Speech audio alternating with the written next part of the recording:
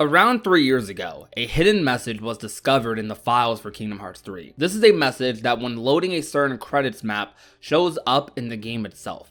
That is actually kind of spooky. This hidden message was discovered by popular creator in the community 13th Vessel. They specialize in archiving and revealing things never before seen or shown off in Kingdom Hearts. I highly recommend checking them out. The message that they found when trying to load this certain map says this: "You are not the true Keyblade bearer." Now, this was something that was in the game before Remind even came, before we even got our first DLC for Kingdom Hearts 3. This was found on the PS4 version of the game. I'm unaware if this still exists on current builds of the game as well. Now, we don't hear the term Keyblade bearer that often nowadays when referring to Keyblade wielders in the series. Realistically, to an extent, they could be interchangeable phrases. Though in the context of Kingdom Hearts, when people think of the term Keyblade bearer, they think of those early stages of Kingdom Hearts when Sora was the perceived chosen one for the Keyblade. Something many would think is a retcon, although I'd argue slightly it never was. In Kingdom Hearts 1 itself, you had multiple different Keyblades, and even in the secret ending, Deep Dive, you would see another character using it as well. Although the history of the Keyblade would be expanded upon, Sora has been acknowledged on multiple instances as having prowess with the Keyblade, unlike many others. This being partially due to a simpler view of the world and his untainted desire to follow his heart. However, there's been one thing that has changed in this story. One thing that changed very early on in the very beginning that led to the series, the story that we have now. Sora truly wasn't supposed to get the Keyblade at the time. It was Riku. Back on Destiny Islands, when Sora was face to face with Riku as he was being consumed by darkness, that was supposed to be Riku in that moment receiving the Kingdom Key, but it was Sora instead. Riku was the one who had the ceremony performed on him at that age, and was meant to be the protector of that group, which in a way, he still acts that way now. Him and Sora definitely have a little brother and big brother dynamic going on. Now, Riku would end up getting a Keyblade anyways, though through a much darker path than Sora's, so it's very likely that if the opposite scenario, or perhaps the original scenario, were to happen, that Sora as well would have eventually become a Keyblade wielder too, similar to how Kairi also would eventually become a Keyblade wielder. Now, back to that phrase, "You are not the true Keyblade bearer." The other part of this that makes this phrase so interesting in the context of a KH3 without DLC is, could this have been a planned secret boss or arena? In this video by 13th Vessel, some of the maps that were apparently taken out of the game or battle gates that weren't fully fleshed out possibly had ties to Kingdom Hearts key back cover, relations to the earliest point that we know about in Kingdom Hearts' story. When you take these little bits of information and compare them to what we know now, what we've seen from Remind, what we've seen from games after Kingdom Hearts 3 Remind and Melody of Memory and Dark Road, what the story is seemingly becoming with Kingdom Hearts 4, it seems like they're going to be playing around a lot with that chosen one philosophy with Sora. We've even seen some things since that kind of conflict with that a bit. Xehanort being the perceived child of prophecy, Ventus being seen as one of the true lights, Ventus having very deep ties to Sora, as Sora will be holding on to his heart for a very long period. Something that makes this even more interesting is the current story and Yozora. Yozora is one of the most mysterious characters in Kingdom Hearts, mostly because we don't know anything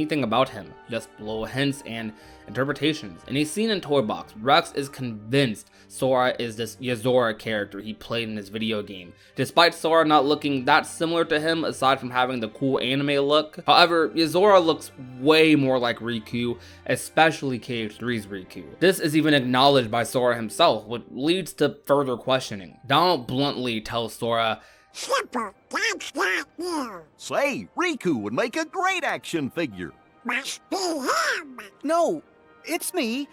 I've got the black clothes and, So what? And the interaction doesn't go much further than that. Toy Box perhaps is one of the most mysterious worlds in Kingdom Hearts 3 because of these interactions. I dub this the KH4 bait world, because a lot of things here feel like they are teasing story elements of future games. Toy Box, aside from the ending interaction with Xehanort, feels relatively isolated from the rest of the plot of KH3, but not isolated from the Kingdom Hearts plot as a whole. This is one of the biggest reasons I think Toy Box might be a world we definitely revisit in future Kingdom Hearts games. Verum Rex made its first first appearance in Toy Box. Sora's first time hearing about Yozora is from Rex, who was convinced Sora is him. This was in Toy Box. We even get to dive into the world of Aramex for a little bit, which I think might be a bigger deal than we let on, once again, in Toy Box. You can even see the city in the distance. I might be looking at the city Sora is standing in Kingdom Hearts 4's trailer from here. One other thing to mention to make what I'm implying make a little bit more sense, just slightly, is that Yozora mentions that he knows a Sora,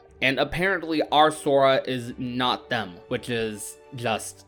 what? Okay, the fact that there is even a Sora in that world makes you wonder what the parallels are. We don't know if there are Keyblades that exist in any normal sense in this reality. Though I think rather than the wider interpretation of Yozora supposedly being some parallel to Sora, as slightly represented by them saying the Kingdom Hearts 1 opening quotes in both endings of the Remind Secret Boss, this being there probably to represent a contrast or a parallel between the two characters. I've been having these weird thoughts lately.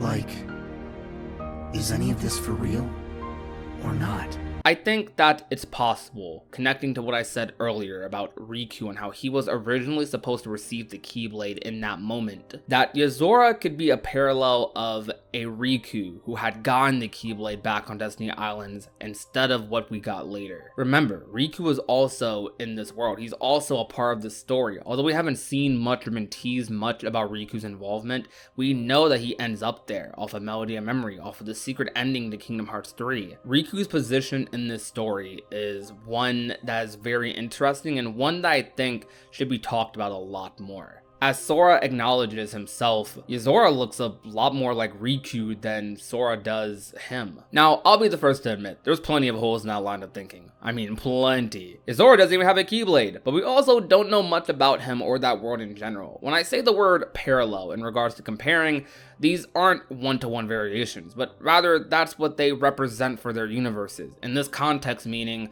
Sora is the Yozora of his universe, while Yozora is the Sora of his. This line of thought all stemming from that little piece of dialogue behind a map that you can load in the game files. What I'm presenting more so is an idea that this could be a message to Sora. You are not the true Keyblade bearer. Though the question left out of the many would be, just who's delivering it?